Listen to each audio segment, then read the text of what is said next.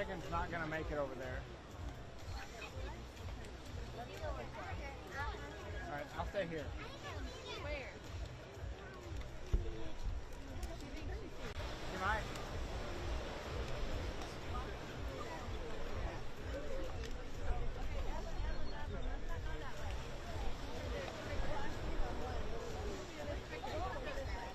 You see him?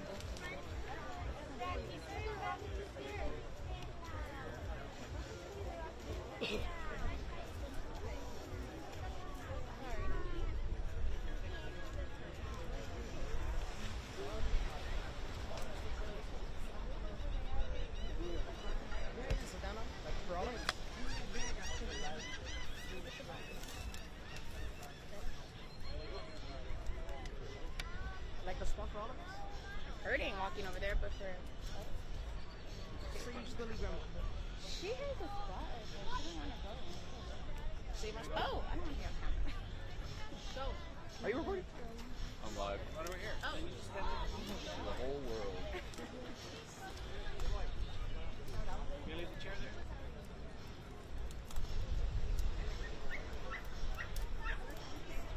went up there to see.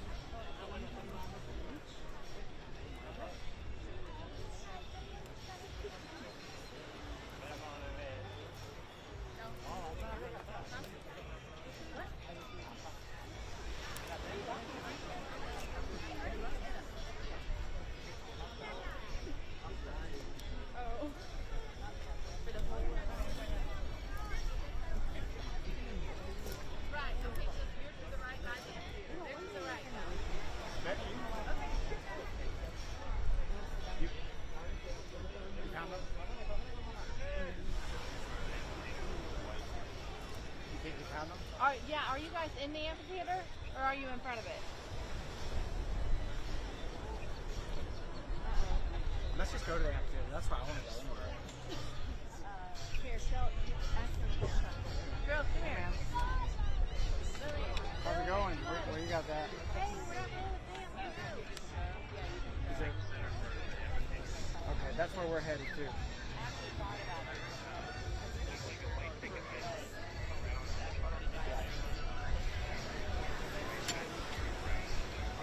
Yeah, we've been in the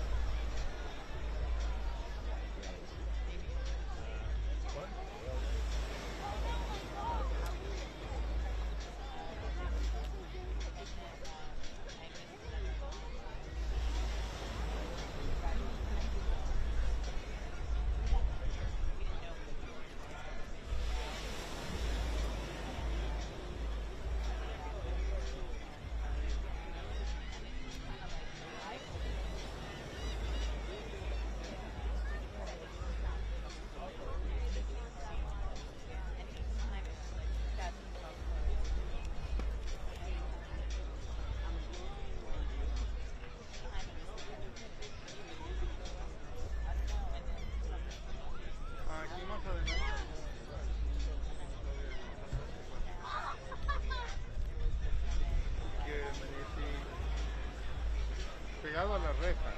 ¿Okay?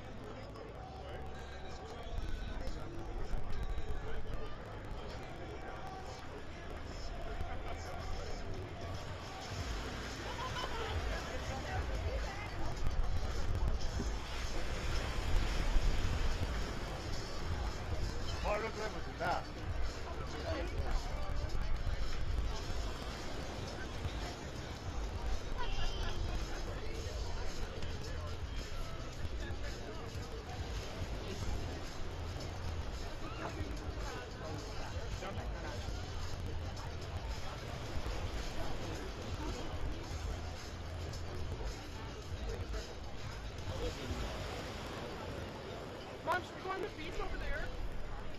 Wait, why?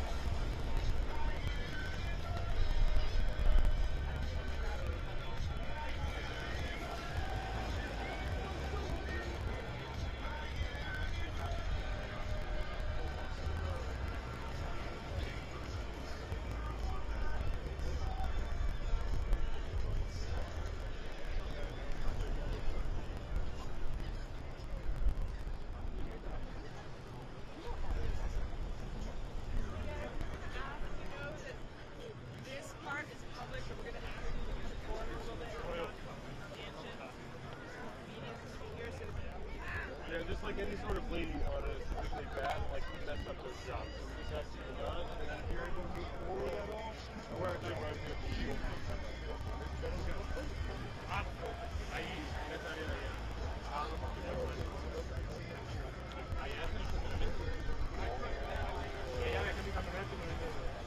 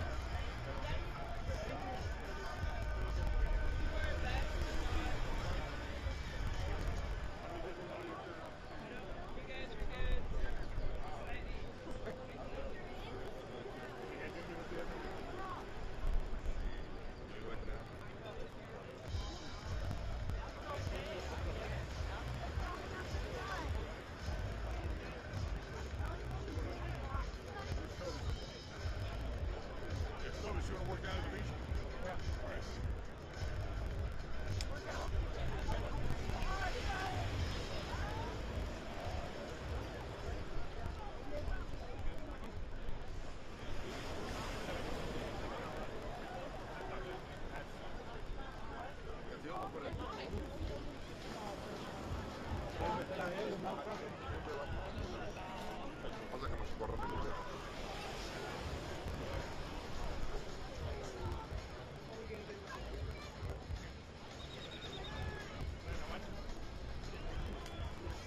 Hay un lugar bien padre.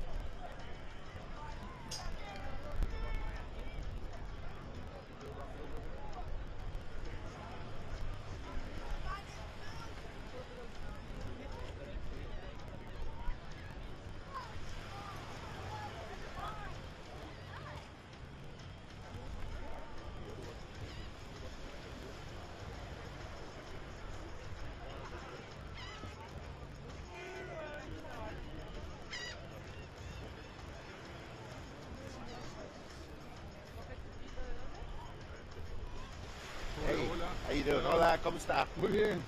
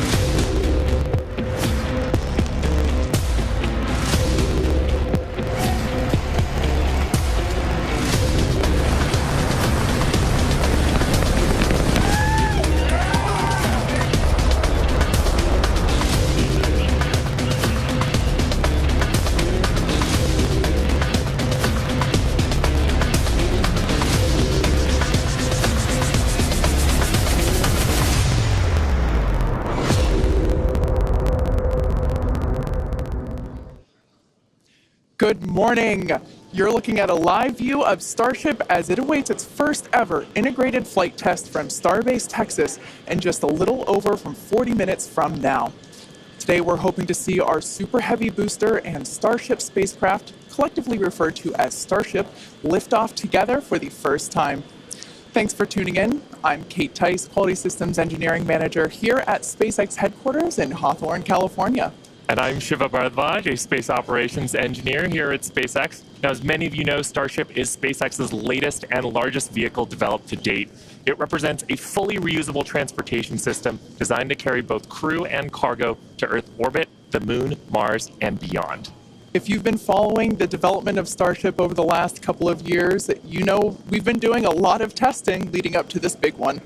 Once fully developed, it will be the world's most powerful launch vehicle, with twice the thrust of Saturn V rocket and the ability to carry up to 150 metric tons to orbit.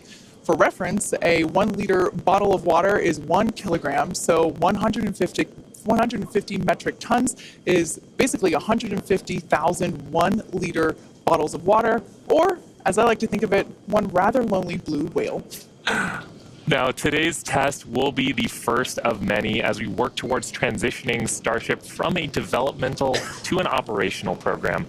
Our primary objective today is to gather as much data as we can around the fully integrated vehicles. That means the booster and the Starship and the ground systems. While we have flown Starship in the past, this will be the first attempt of Super Heavy and the first opportunity to validate how the two vehicles operate together. Any data that we get helps improve the future builds of Starship will be considered a success for the purposes of today's test. Every milestone beyond that is icing on the cake. The further we fly, the more data we can collect. If all goes well, today's flight test could last as long as 90 minutes from liftoff to an expected hard ocean landing for Starship. Whether we end the test with a hard landing or a rapid unscheduled disassembly, or some combination of both, excitement is pretty much guaranteed. Now, if it does all go well, Super Heavy will fire up its 33 Raptor engines and it'll lift off from the launch pad down in South Texas. About 3 minutes into the flight, we're going to hope to see the Super Heavy separate from the Starship spacecraft. It'll then perform a flip maneuver. So there's that. You can see that on your screen. And then it'll boost back in order to make a hard landing in the Gulf of Mexico. And while that's happening, we hope to see Starship's 6-second stage engines ignite and watch as Starship coasts for about an hour at altitudes ranging between 150 and 250 kilometers before re-entering Earth's atmosphere and make its own hard landing in the Pacific Ocean about 250-ish kilometers offshore. Now, we are getting great camera views right now, but that's because we are on the launch pad, so we've got umbilicals and connections straight to the vehicle. But we aren't expecting to get very many good views once we get past booster separation. Yeah, we do promise, though, for any views that we do get, we will share them in real time. We are watching live with you all, so we're excited to see those views ourselves as well. Now, in a little bit, we are going to take a closer look at the vehicle and the launch pad. But first, today is a super exciting day. Everyone on the teams across Starship have been preparing, doing a number of tests and dress rehearsals for today's launch attempt. Yeah, that's exactly right. In fact, we saw a nice little recap of those tests in the intro video to today's webcast. For those of you that are following along, you know that many of those tests ended in those rapid unscheduled disassemblies, or RUDs as we like to call them. And it's been a long road to today. Just in 2022 alone, we had 9 static fires. We've had a couple of wet dress rehearsals. And of course, the launch control team has done numerous simulations as well. So major shout out to the teams that have been preparing for today's full up integrated test. In fact, we've got a shot of Star Command at the South Texas launch control team. Look at all the people ready for today's launch attempt. Yeah, that right there is our South Texas Launch Control Center. That is basically ground zero for everything that is happening today, in addition to a couple other control rooms that we have operating as well with operators on console, including the Mission Control Center here behind us here in Hawthorne, California. But with that being said, our very own Zachary Lupin is one of our SpaceX employees at our watch event in South Padre Island. Hey, Zach, how are things going on the ground?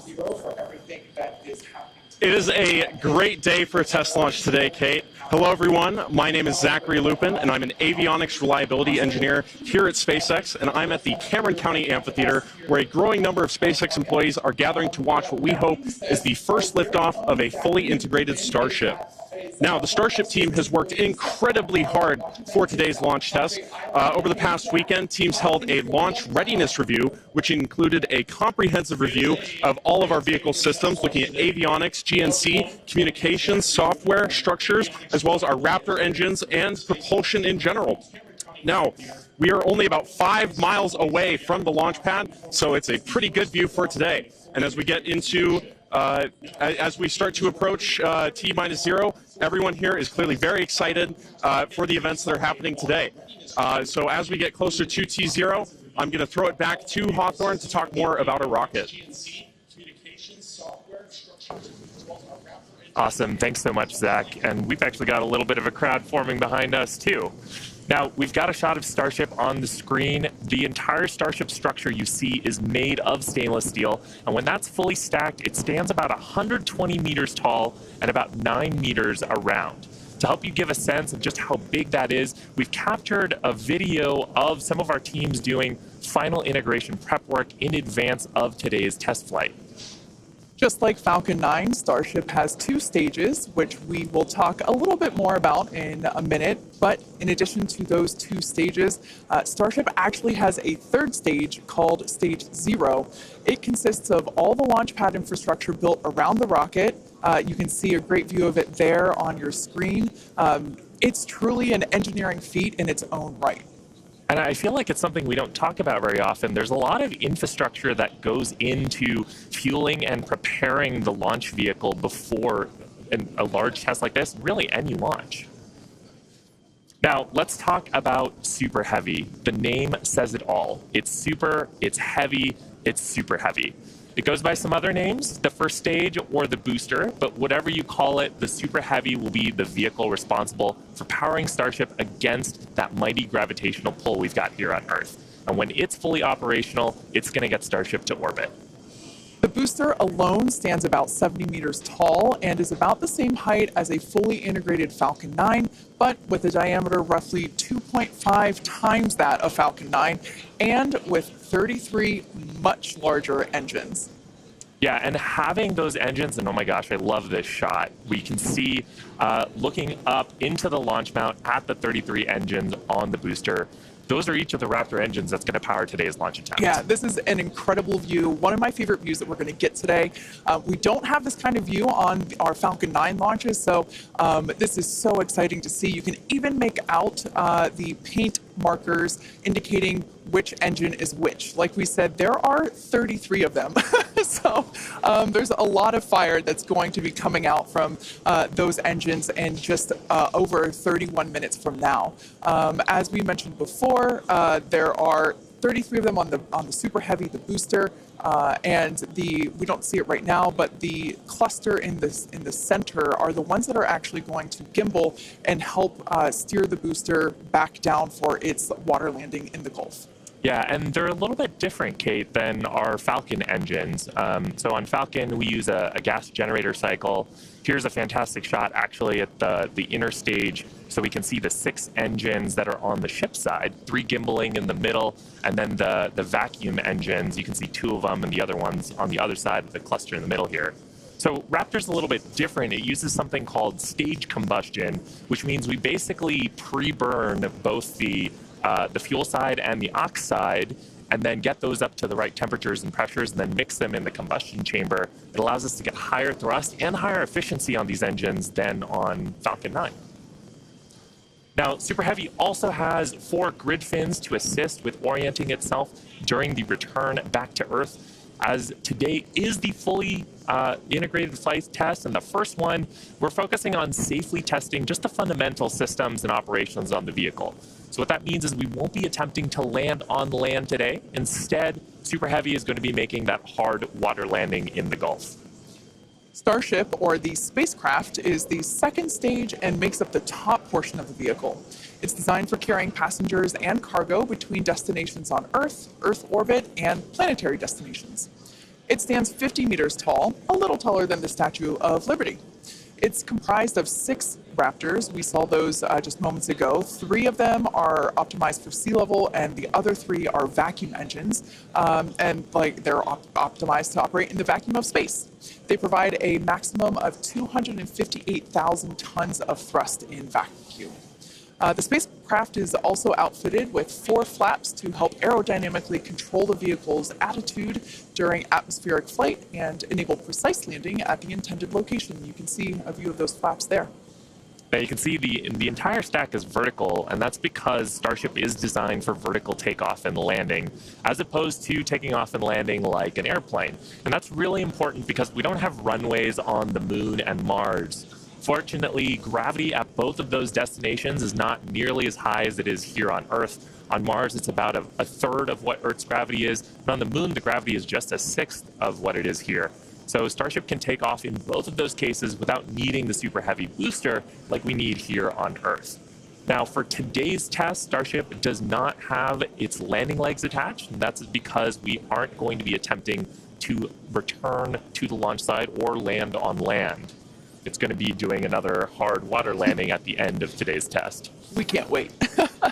Starship is wrapped in a heat shield, which is composed of 18,000 hexagonal ceramic tiles designed to insulate the vehicle during atmospheric entry, where temperatures can be as high as 2,600 degrees Fahrenheit. The hex-shaped tiles, like these ones that we have here, roughly make up about 2/3 of the vehicle. There's a couple of different geometries. The one that I have is for the circular portions of the vehicle, so it has this curvature to it, and the one that Shiva has. Yeah, this kind is a hexagonal shape, and there's several thousand of these all across the body of the vehicle. And it's worth saying we need these because when a spacecraft re-enters from orbital velocity, it's going faster than the speed of sound and causes a lot of heat to build up that has to get dissipated by these heat shield tiles. Yeah, one thing that's really cool about these is they're super lightweight. Even just holding them, we're able to even just like hear how hollow they are because of the construction. But they do a great job of dispersing that heat during that atmospheric reentry. We actually produce these in-house at what we like to call the SPACEX bakeries, and they're located in Texas and Florida. So it's something that we designed and build in-house, and like we said, there's thousands of them. You can kind of see them on the exterior of the vehicle. So at this point in time, we are at T-minus 27 minutes and 18 seconds. So let's head on over to John Innsbrucker for an update on the countdown. Hey, John. Thanks, Kate, and good morning. I'm John Innsbrucker, Principal Integration Engineer here at SpaceX. We're currently loading propellant from the ground system into both the first and second stages. Now, both vehicles use the same 2 propellants. Our fuel is liquid methane at a temperature of just over 100 kelvins, or about minus 272 degrees Fahrenheit. Now, this is a different fuel from Falcon 9, where we use RP1 kerosene. And our oxidizer is liquid oxygen, the same as Falcon 9. But because there's no oxygen in space to support combustion, we have to bring our own. Now, a little bit of a recap. We did the go, no go poll at T-minus 1 hour and 45 minutes. And once the team gave their goes, we polled about 20 folks. We started loading propellants onto the booster at T-minus 1 hour and 39 minutes. And at T-minus 1 hour and 22 minutes, we began propellant loading of the ship, the second stage on Starship. Now, LOX loading of the second stage main tank is almost complete right now, but we'll actually stretch it out and wrap it up and finish at T-minus 5 minutes. And then at T-minus 3 minutes, as the booster finishes loading, the vehicle will be fully loaded with just over 10 million pounds propellant. Now, currently in the countdown, we've just passed the T-minus 26 minute mark. The good news is weather's looking good. You can see the blue skies there on the camera views from the drone. The only thing we're watching is winds. They are within limits at ground level. We expect they may pick up a little bit as we get farther into the window should we need to go that far. But the good news right now is that the weather is looking good. The range also is looking pretty good. We've moved almost all the boats out of the keep out zone overnight. We are working one, but we're still underway. And right now, as a reminder, if for any reason we do not make our test flight today, We have backup launch windows. This could be either 24 or 48 hours after today, and it'll depend on how far we get into the countdown. But coming up on 25 minutes to go, everything is looking good, Kate. In order to make life multiplanetary, we need a fully reusable vehicle that's capable of carrying a huge amount of cargo and a lot of people to orbit and have a pretty quick turnaround. The idea is to effectively reuse launch vehicles just like airplanes. Crowd is getting excited here in Hawthorne behind Mission Control, as you can hear. Now, imagine if you had to wait for a new airplane to be constructed every time you wanted to fly. You'd rarely go anywhere, and it would probably be completely unaffordable for most of us. In order for us to get to Mars and back with lots of people, multiple times, reusability is a must. Now, in the near term and a bit closer to home here on Earth, Starship will be critical to other programs as well. Once it's operational, Starship will deliver the full-size and upgraded version of our Starlink satellites. And that's super exciting because our next generation satellites represent a step forward in Starlink's capabilities and will provide more bandwidth and increased reliability to connect millions of people around the world with high-speed internet. And of course, Starship will fly a number of human spaceflight missions in the lead up to our first missions to Mars. Entrepreneur and pilot Jared Isaacman will command the first human spaceflight on Starship as part of the Polaris program. Jared served as a commander for Inspiration 4, the first all-civilian mission to orbit. Inspiration 4 launched aboard our Dragon spacecraft and Falcon 9 in September 2021, raising over $240 million for St. Jude Children's Research Hospital. The first human spaceflight on Starship will launch as part of the Polaris program, and you can learn more about that series of missions at polarisprogram.com. Now, our first lunar mission around the moon aboard Starship will be led by Japanese entrepreneur Yusaku Maezawa, also known as MZ. MZ flew to space for the first time in December 2021, and he purchased all of the seats aboard Starship's first lunar mission in order to give artists and creators from all over the world the opportunity to go.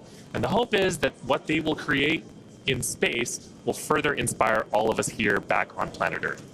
Now, over 1 million people applied for this mission, and earlier this year, they announced the final 8 crew members were selected, and you can learn more about them and MZ's mission at dearmoon.earth.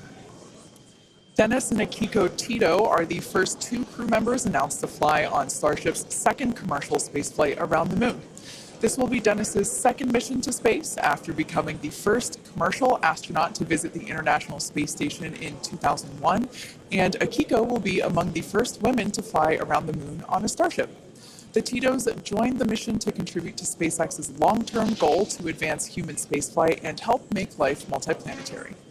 SpaceX is also incredibly honored to be part of NASA's Artemis program to establish a sustainable presence on the moon to prepare for missions to Mars. Starship's early test launches, followed by those regular Starlink deployment missions and propellant transfer demonstrations, are directly advancing NASA's Artemis program, along with SpaceX's ongoing mission to make life multiplanetary. SpaceX will conduct an uncrewed demonstration mission to the moon prior to the Artemis 3 mission, which will mark humanity's first return to the lunar surface in more than 50 years. It's an exciting future, but let's talk a little about how we got to today. Now, Starship testing ramped up in July of 2019 with the Star Hopper prototype. It's sort of a short version of the Starship that we see today. There's a picture of it on your screen, the lovable water tower. Now, standing at just over 18 meters tall, the Star Hopper had a single engine and was test flown to perform landing and low-level altitude maneuvers. Starship's initial flight test was a hop that reached about 20 meters in altitude. This was followed by a second hop, the one that we've got on our screen, that rose to 150 meters in altitude.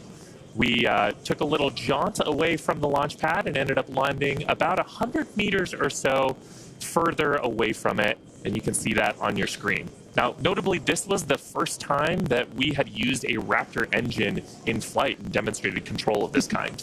As a Star Wars fan, I can't not see a flying R2-D2 there. Now, after a series of 150-meter hop tests with earlier prototypes, the Starship program saw a huge breakthrough during a test flight of the vehicle known as serial number 8, or SN8. SN8 demonstrated a first-of-its-kind controlled aerodynamic descent and landing flip maneuver. Yes, I'm talking about the belly flop. This 12.5-kilometer hop test took place December 2020 and saw the SN8 prototype ascend to an altitude of 12.5 kilometers and conduct a belly flop maneuver.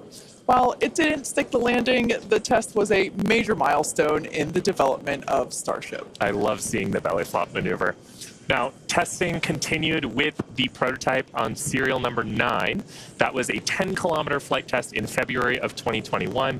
We had a nominal ascent, engine cutoff, reorientation, and controlled descent were stable. However, we unfortunately had a dramatic ending to the end of that flight when we had a failure on its engine to relight. That resulted in one of those rapid unscheduled disassemblies. But what was really exciting about both serial numbers 8 and 9 is how quickly we were able to achieve just our primary objectives in those 2 high-altitude test flights. In addition to getting lots of great data, Starship successfully demonstrated control of the vehicle and subsonic re-entry capability. Ultimately, we performed 9 Starship high-altitude test flights in total, and in May of 2021, SN15 launched from Starbase, reached an altitude of about 10 kilometers, performed a number of maneuvers, and safely returned to the launch site. This was the first Starship prototype to fly, control its descent, safely land, and to be recovered in one piece. Now, having achieved that success in our suborbital campaign, one of the next big challenges for upper stage reusability is to survive the high heating hypersonic phase of entry. Combined with the ability to refill our Starship's tank with fuel and oxygen while on orbit is what will enable a fully reusable transportation system that's designed to carry both crew and cargo on these long-duration interplanetary flights, and that's ultimately what will help humanity return to the moon and travel to Mars and beyond in our solar system. So as you can tell, it is nothing but an iterative process to get to the point that we are today and where we will go from here. That iteration is a core process of how we work here at SpaceX. We like to fly and we like to test early and often, both on the side of hardware and software. Yeah, that's an awesome point, Kate. Now, we are continuing our countdown to Starship liftoff just over 17 minutes from now. So, of course, let's check in with John for another status update. John? Thanks, Shiva. Clock is coming up on T-minus 17 minutes from liftoff. We're continuing to click towards 0. However, right now we've just begun listening in. The first stage team is working a pressurization issue. They're troubleshooting that right now. Now, we do have the option, if need be, if we can't solve this, then we would hold the count and probably treat today as a wet dress and not be able to launch. However, we are continuing to do propellant loading on both the Super Heavy and the ship stages. Now, most recently, we began loading liquid oxygen and methane fuel into the header tanks on Starship. At the very top, just underneath the nose there are 2 small spherical tanks. That's where the fuel and liquid oxygen header tanks are. That started at T-minus 27 minutes, and that propellant loading will continue until T-minus 9 minutes. We'll also continue loading the main tanks of the Starship second stage, although they're pretty much full right now. Everything will drain back as we get ready for launch at T-minus 5 minutes. Now, on the first stage, we're continuing to load the massive amount of propellant onto the Super Heavy booster. That's going to continue until T-minus 3 minutes. You can see the frost line on some of the views as both liquid methane and liquid oxygen go into the tank. It's 16 minutes and counting. We're also currently configuring the launch pad for liftoff. The booster hold downs are being prepared for the release at liftoff, and the second stage quick disconnect is beginning its configuration for release. The liquid oxygen and methane that are going into the second stage go through that quick disconnect. You can see it in some of the views, the arm that comes out just to the base of the second stage. Now it'll move out of the way as we lift off. At the same time, the SpaceX team continues to check in with the Coast Guard. We're working one boat that's in the safety perimeter. They are working to get that boat out of the way. We cleared several other boats out overnight. We're down to one, and we expect that'll be clear so that we can proceed with launch out over the Gulf of Mexico. But as a reminder, T-minus 15 minutes, 10 seconds and counting. We are working an issue on the first stage, and we'll bring an update as we get more insight into that issue. Now, today's test flight is taking place out of our Starbase facility in South Texas, and that facility has gone through a tremendous amount of change and growth in a really short period of time. Yeah, I mean, 3 years ago, not much even existed there. It was a very different scene, as you can see by that photo there on your screen. Fast forward to today, and the team is building out an entire production line. Yeah, last year they built 4 Starship Super Heavy boosters, 5 Starships, our 200 Raptor 2 engine, and this year they're targeting 5 boosters, 8 Starships in production for 2023. And really, you do need a production system to rapidly iterate, like we were talking about earlier, on the design of the vehicle as we learn more about it from these large tests. Yeah, absolutely. Pulling on my industrial engineering background, system fill is something that is critical to that goal. Being able to produce and launch multiple Starships means that we have to have a system full of those production vehicles, and we iterate on each one. So even the next Starship that will fly in whatever the next test is will be different than the one that you see there on your screen now. Now, the employees who have been at SpaceX a while say that Starbase does remind them of the early Falcon 1 days, except moving a whole lot faster. The team at Starbase is expanding as fast as the facilities are, and if you've ever wondered what life at Starbase is like, here's a quick peek.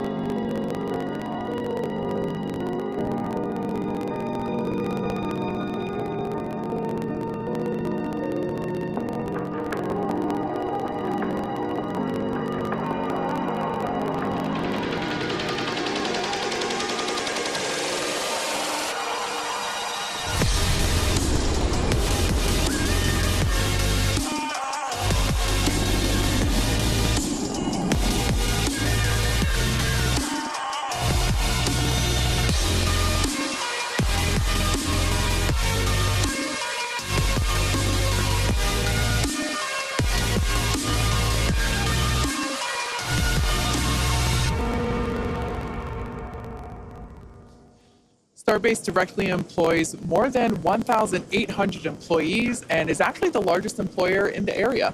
Yeah, and from that video, you can really tell, like, it's a beautiful location. It's close to the ocean. There's tons of wildlife. And that's because being close to the equator is actually a fantastic way to get to orbit. Yeah, I love that we have so many employee events that allow us to participate with ocean cleanup and other environmental efforts there. We'd also like to thank Cameron County for being so supportive for all of our work in that area. Now, in addition to Starbase, we'll soon be adding another Texas location to the SpaceX family.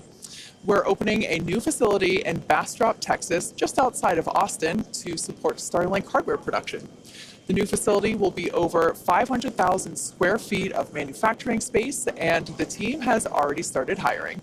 Now, we have all kinds of openings in production and manufacturing for technicians and leadership and manufacturing engineers and all kinds of site support roles. Basically, if you can think of a role, we're probably hiring for it. So if you're interested in helping expand human life to other planets or helping internet access here on Earth, consider becoming part of the SpaceX team at spacex.com/careers. Now, with that, let's check back in with Zach down at Starbase one last time before launch. Howdy, Zach. Hello, Kate and Shiva again. You can really feel the energy here at South Padre Island as more of the SpaceX team have gathered. We're standing just over 5 miles away from the launch mount, and so from here we've got a very nice view. I would basically say these are some of the best front row seats you could get, and might I add, beachside as well. Now, the Starship team has worked incredibly hard to get ready for this test, and we're all clearly excited for T0. And as we get into the final moments, one issue that could hold the countdown or cancel the test altogether is if a boat enters the safety perimeter. Now, over my shoulder is the Gulf of Mexico, which is normally very open to all of the boaters and fishers. However, today, SpaceX is closely coordinating with the United States Coast Guard to establish a safe zone and ensure public safety. And up to T0, SpaceX is in regular communication with the Coast Guard to ensure there are no boats in the area leading up to the launch. Now, fingers crossed that does not happen. Now, I'll throw it back to the folks at Hawthorne as we get closer and closer to that T-0. To all of the boaters and fishers, however, today, SpaceX is closely coordinating with the United States Coast Guard to establish a safe zone and ensure public safety. And up to T0, SpaceX. We're just inside T-9 minutes and counting. We're listening on one of the background loops right now.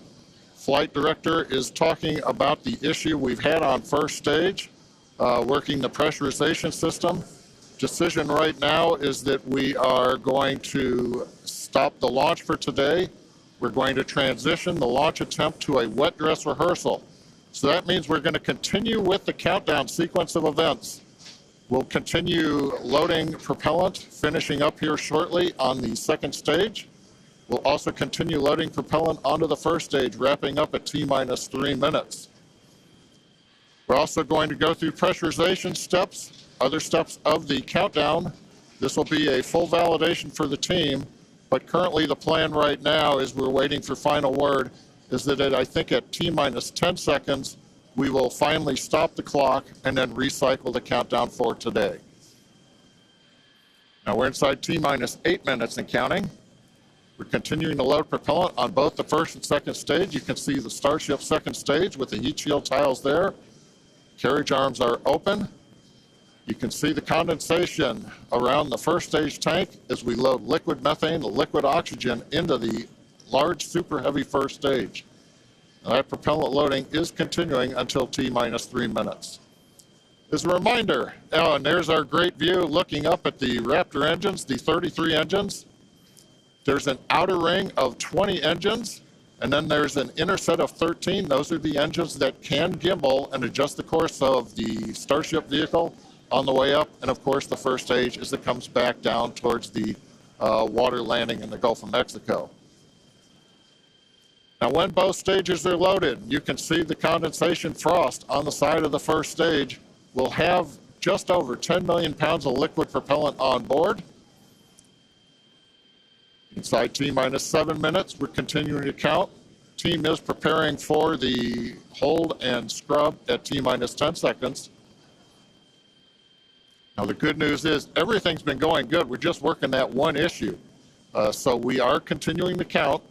Team will get this as an excellent opportunity to run the end-to-end of the system. Now in a launch, in the next few minutes, the guidance system would be performing its final alignment. We will be doing that this morning. The automated flight termination system would be armed. We won't need to arm it today as we won't be flying, and we'll do final thrust vector control checkouts, what we call wiggles of the Raptor engines on the first and second stages. Now normally in a countdown, if we needed to hold, there's a view of the second stage Raptor engines just above the first stage. Now, as I mentioned, in a regular countdown, if we needed to hold, that would come at T-40 seconds. That's the point in the countdown where we can pause to wait for final checkouts or pressurization to complete. Now, earlier this morning, we thought we might have to hold at 40 seconds. Everything's looking good, except for the one pressurization issue that the team is going to have to troubleshoot after this morning. So we won't stop at 40 seconds right now. We'll continue all the way down to 10 seconds, and then we'll go into a recycle.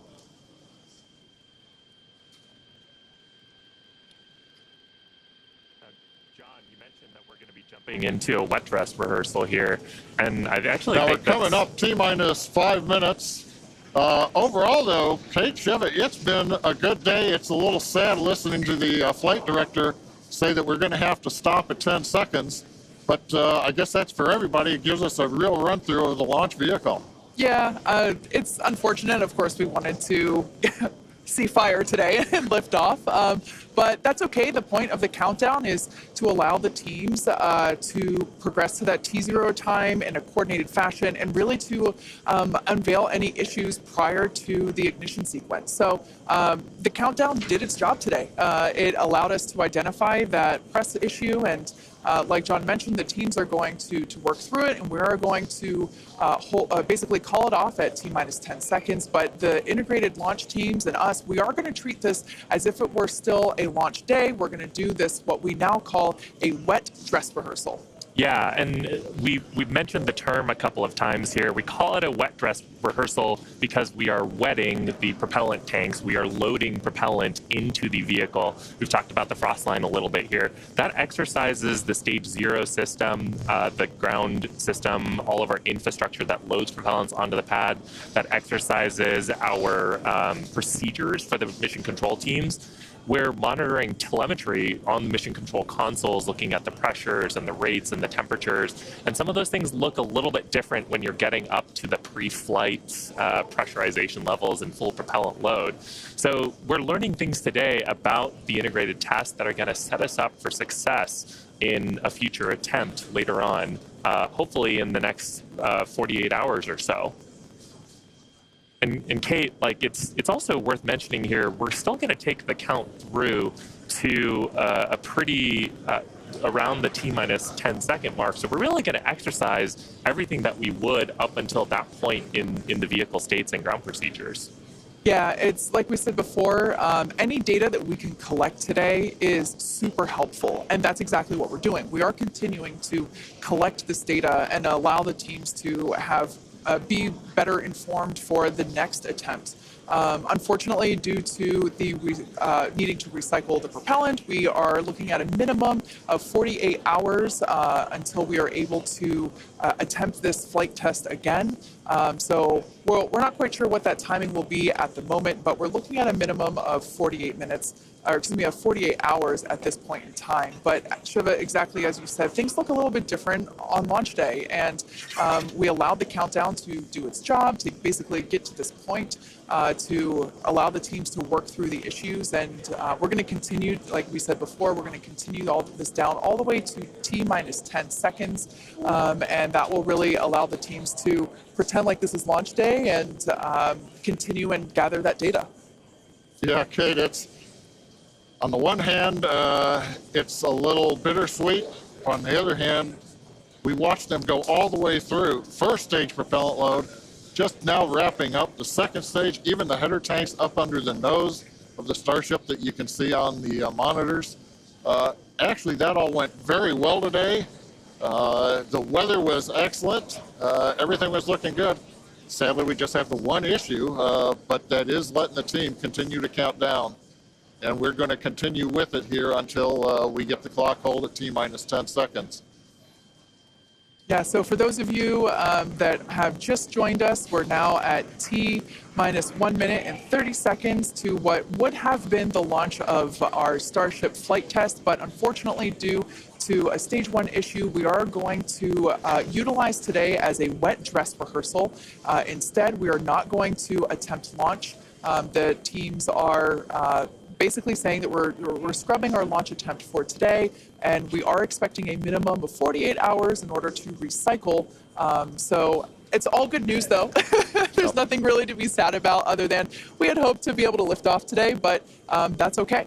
Now, one thing to point out for folks, when we do come back, when we clear this and we fly, one of the things you'll hear in the last minute, you won't be hearing us because we'll be listening to the countdown. But at T-minus 30 seconds, that's when the flight director would give the final go for launch. Love to have heard that this morning, but it's something to look forward to. Absolutely. The other thing to look at is at T-minus 6 seconds, we begin lighting the engines.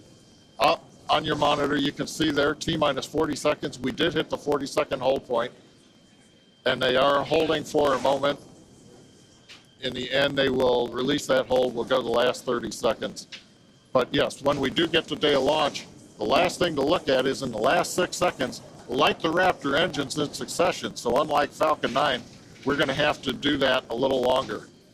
We're hearing right now the clock is going to hold here at T-minus 40 seconds. The Super Heavy and Starship are looking good. So with that, Kate, it's been a fast-paced morning. We got through it fairly quickly, but at this point, we're going to have to call it a morning. Yeah, that's right. So for those of you that have recently just joined us, we unfortunately had a hold on the countdown today, and that is going to scrub our launch attempts. But we are expecting a minimum of 48 hours in order to recycle. So be sure to keep an eye on our social channels, and we'll share information as soon as it becomes available. Until then, stay safe, and we'll see you soon.